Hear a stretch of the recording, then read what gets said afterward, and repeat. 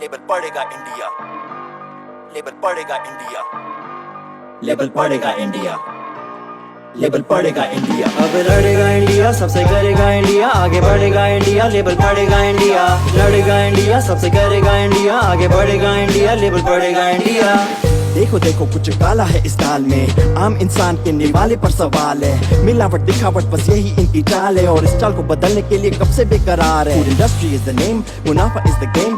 Brands try and brainwash us with all these shady claims. सस्ते ingredients लगे उन्हें convenient, उनको मानते obedient, लेकिन they think we're idiots. Packaged foods की लत सबको क्यों लगी है? क्या इस देश में किसानों की कमी है? सही है, जागरूकता ही चाहिए, यही तो नहीं है, लेकिन अब हम रेडी है। अब लड़ेगा इंडिया, सबसे करेगा इंडिया, आगे बढ़ेगा इंडिया, लेबल पड़ेगा इंडिया।